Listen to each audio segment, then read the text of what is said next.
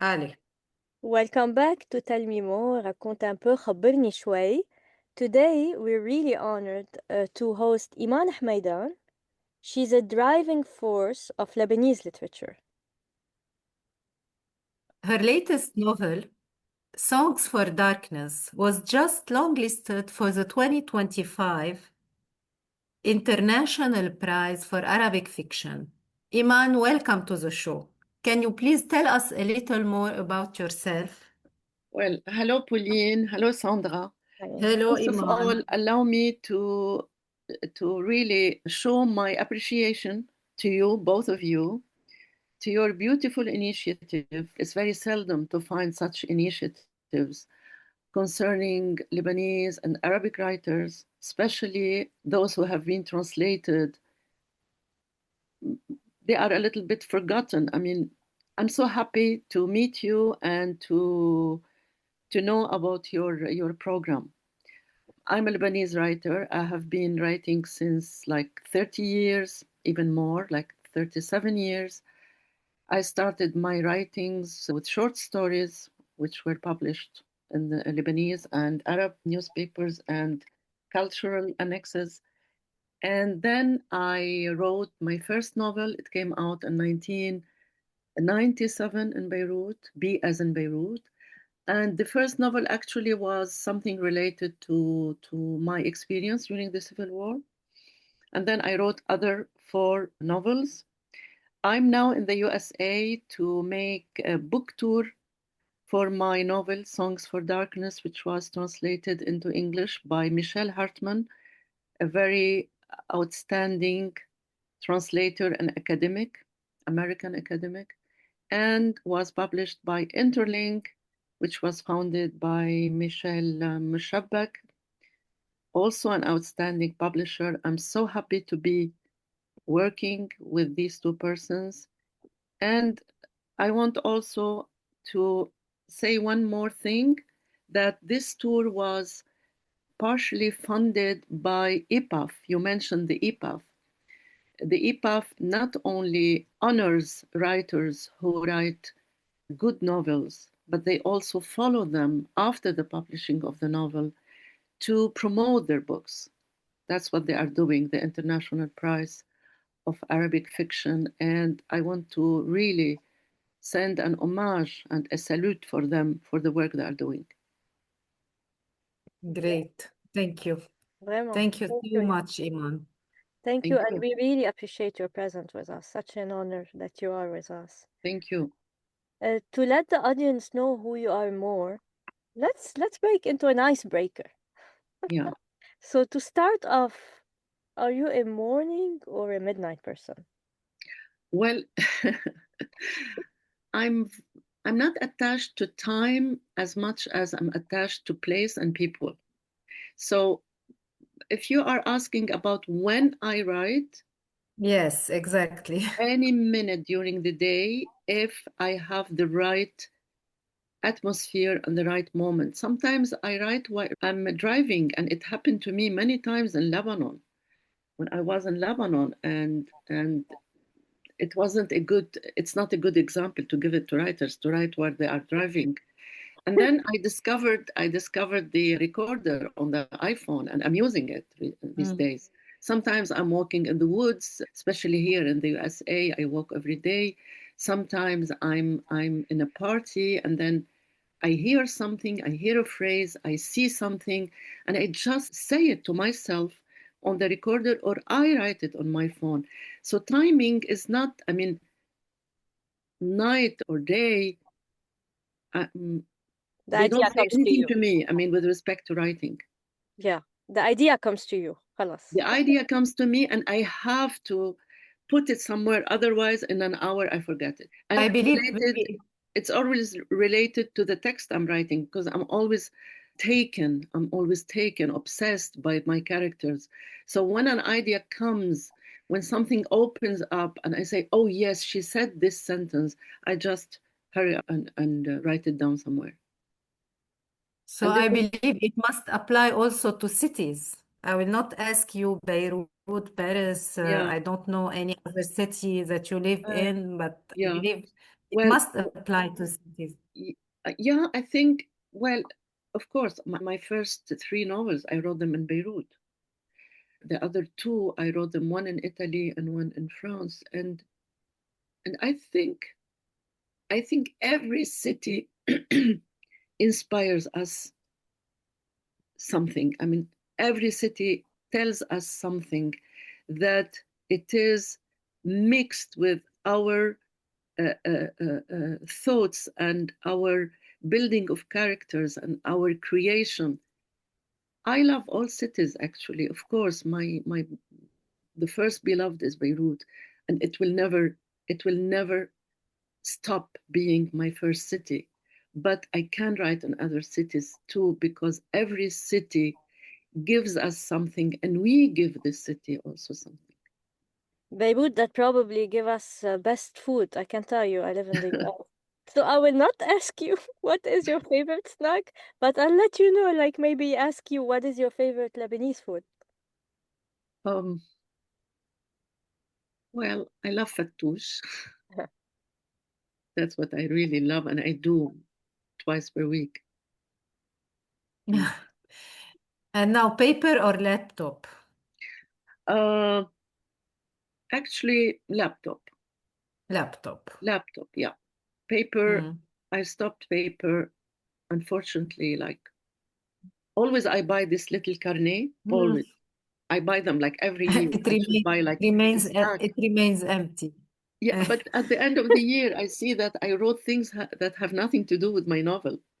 So, on this phone, I have on the notes, I have something called Novel 2026, which I'm writing right now.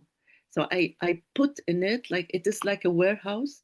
I put everything that come up to my mind related to my characters and related to the narration of the story. So I don't write it. I don't write on a paper anymore. It's Uh, easier on the iPhone. when you're writing or when you're the ideas, like where the ideas are coming to you, is the music helping or is the silence more helpful?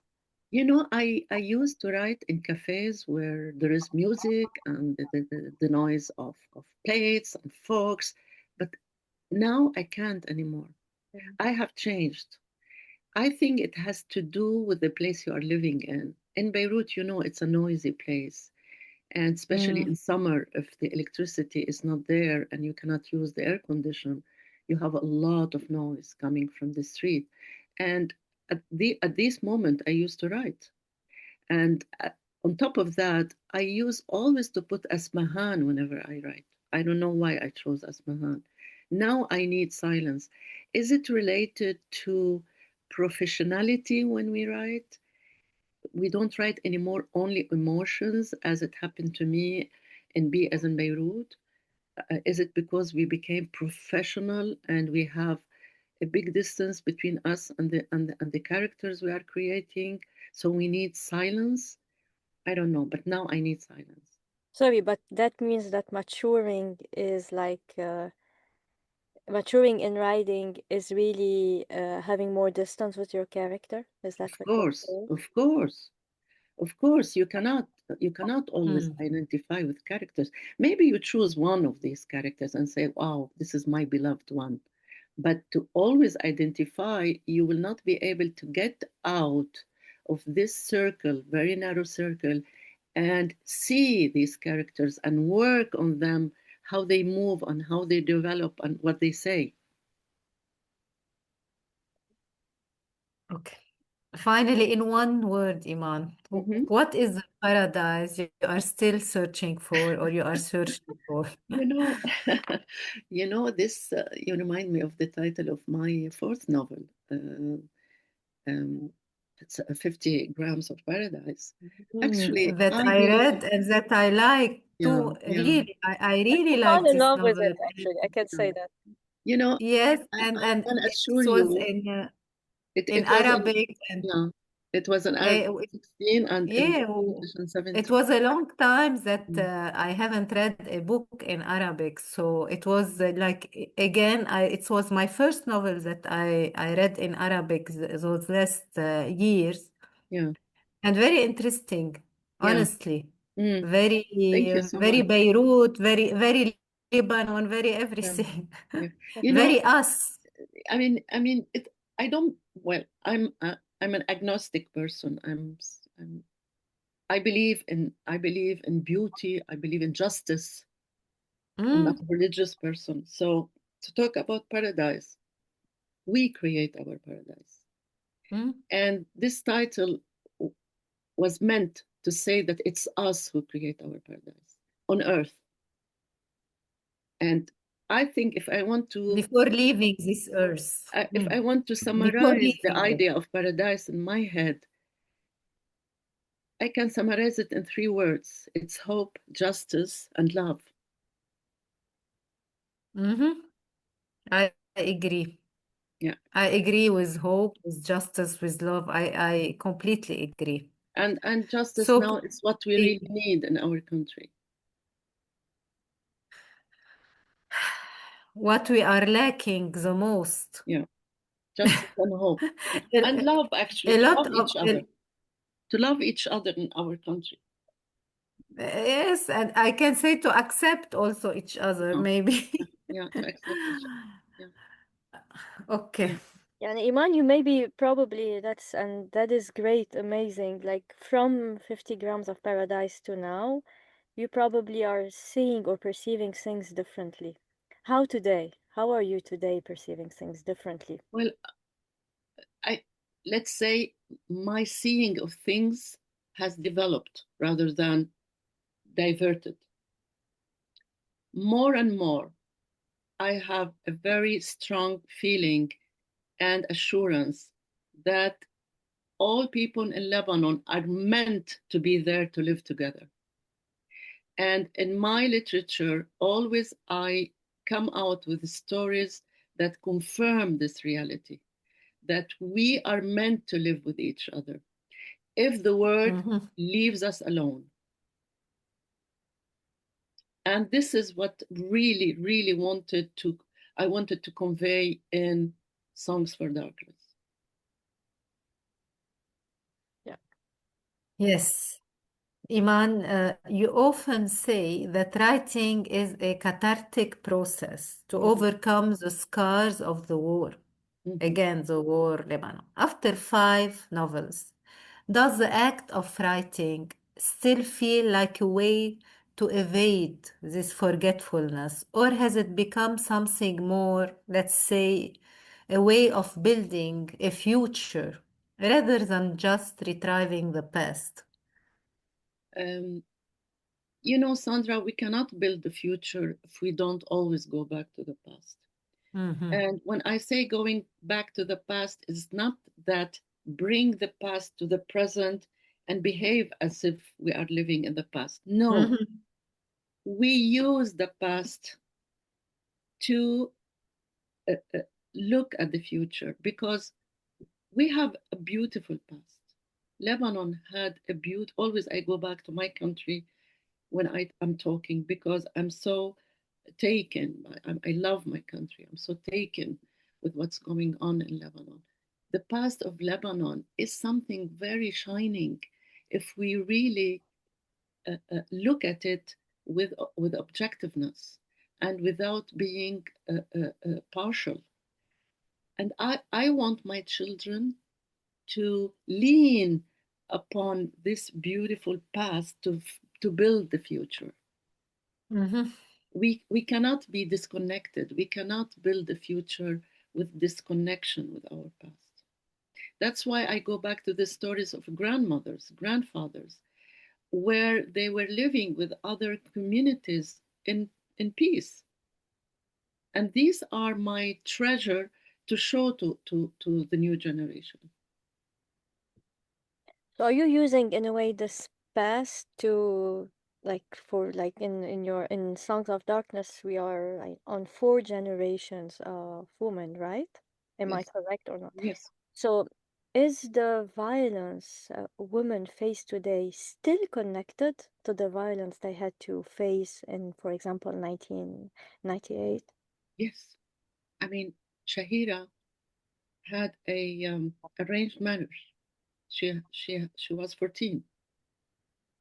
in Lebanon, not a long time ago, I don't want to name, religious leaders were defending uh, uh, uh, uh, premature marriages. I mean, they were defending that yes, girls should be married at the age of 15 and 14. So, yes, we are still suffering from, let me call them the family laws that in, I go back to my country, that in Lebanon, they are still ruling the social relations and the important stations in life, like marriage, inheritance, death, etc. Um, Women are still suffering, but we are lucky to have important women figures in Lebanon. We were lucky to have someone like Lorem Ghaizil, who worked very hard in her life. I mean, rest in peace now, to really change family laws in Lebanon. And and that's what she did. I mean, a lot of laws have been changed, but still, you have a lot of problems related to inheritance, related to custody, related to giving the nationality to the mother's kids if she got married to a non-Lebanese. We still have these problems. Of course. Iman, the title itself is really very poetic. Mm-hmm. And you mentioned that Beirut is a city that sings in the depths of its own collapse, Yeah, like today. yeah. In your novel, music is a magical power that makes women stronger than their fate, let's say. Mm-hmm. Can you tell us about a specific song that inspired the darkness in this book? You know, in this book, I have two kinds of songs. I had the traditional, we can say more or less folkloric songs Mm, that Shahira used to sing, and we have mm, other kind of songs that came with the second generation, Kulthum and Asmahan. Kulthum was really adored by Muna, the cousin of Layla, in Songs of Darkness, and Asmahan that Layla heard every day. And she, when she had a baby girl, she gave her the name Asmahan. uh-huh. So songs, the two kinds of songs are um, beams of light in this darkness of the historical period of Lebanon with respect to women lives. So songs always, they are inspiring, they're empowering, they give women a lot of internal capacity to face their daily life. And Mm, actually, I remember my mother and my eldest sisters, they used to sing while they are working, while they are mm, cooking, while they singing. We are not aware of the magic power of singing that that it's given to women, especially to women, because really? at that time women were confined always to stay at home. So they were like within four walls, and when they Mm, sing, they they feel that the world is open for them. true. They change their ideas, they change their minds, they evade. We say Yeah. they evade. And singing always, it carries universal values, to start with love. Mm, So yes. in your dream, like in your dream, the audience or the reader will be reading the book and really like be taken by a song. Um, well, I love that my readers love Asmahan as much as I love her. And I love them to hear the songs of Asmahan. Because I believe Asmahan, the late singer who died in 1944, was one of the very, very, very early feminists in the Arab world, Mm, but she wasn't aware of her feminism. Sometimes women are not aware.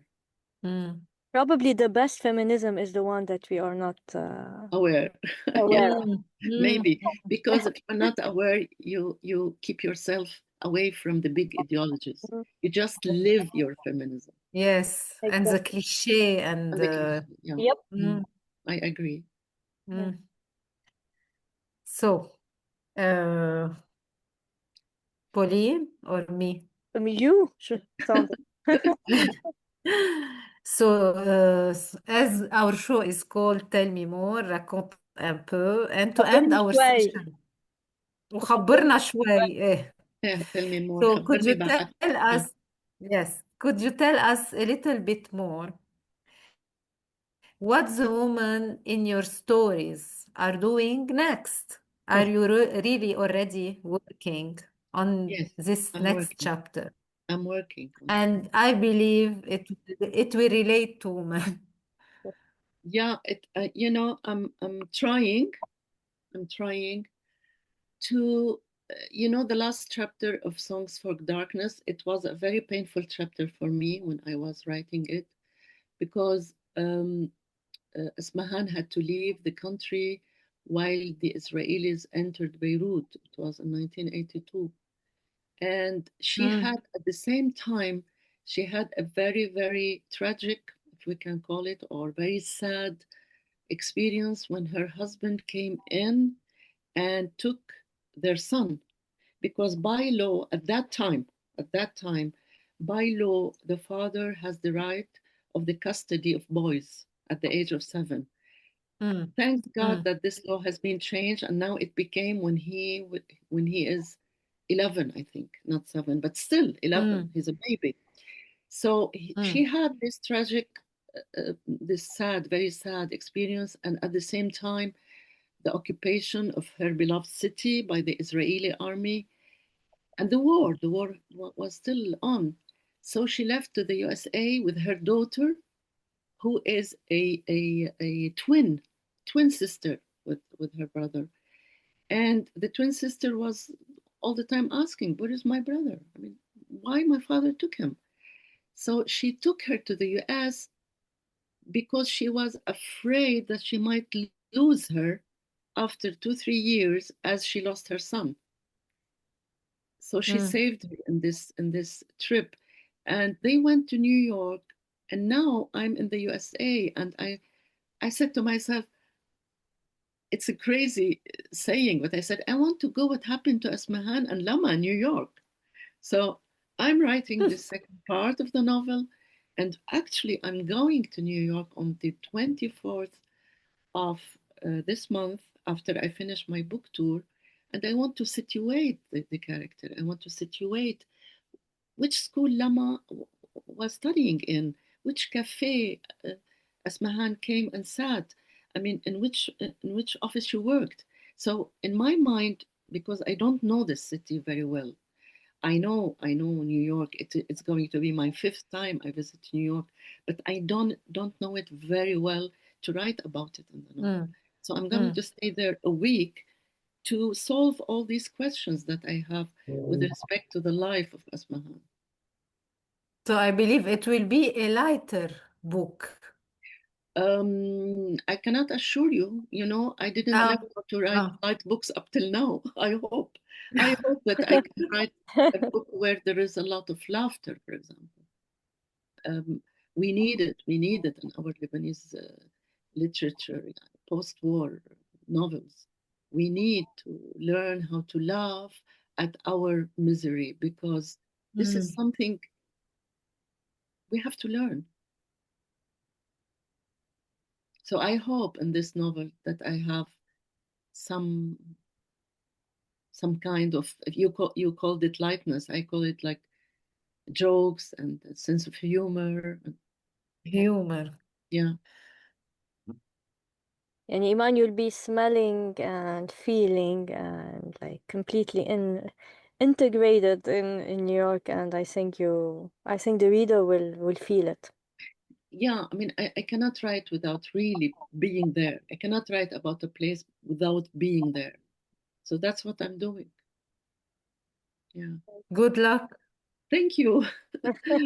And I'm really I appreciate what you are doing. Again, I appreciate what you are doing, and I hope that your program be well heard and well known because you deserve it. Thank you. Thank you. I Thank think you. we'll in Thank the you. future will be the first to tell you to come and introduce to us your next book. You have how many books, Iman? We didn't. Well, I'm writing the sixth novel, but I Okay. have also Beirut Noir, which I mean, collected, and I wrote the introduction. And I wrote a book which wasn't a fiction in 2010. It's called كتابة الكتابة. It is a manual to teach creative writing Okay. because Mm. we didn't have a manual in Arabic. So I'm doing other things apart from the novel. I worked on 2 films. Mm. Shafiya Dini, directed by Bahija Hajj, and on Asmahan, we did a documentary film in 2011 called Asmahan in Diva Oriental. So I have also other kinds of writing other than fiction. Mm-hmm. Great. Great. Thank you. So we wish you also the best, Thank you so much. and we hope to see you soon again, Thank and you. maybe in Beirut, the three of us. Yes, why not? You have my email, you have my phone number, so Absolutely. we can meet there and have a cup of coffee and talk in our beloved Of city. course. And to the I will listeners, be please, glad. Iman said it, and also we are telling you, please follow us. It changed a little bit. We'll Yes, have maybe new listeners and new people interested by MENA culture, Lebanese culture, Arab culture, and yeah, we're yeah, very, yeah. very proud of our identity. They will be very lucky to listen to you. Thank you. Iman, thank Thank you you. so much. Thank And you. good luck also for your bus tour. Thank you. Bye Okay. bye. Bye. Okay.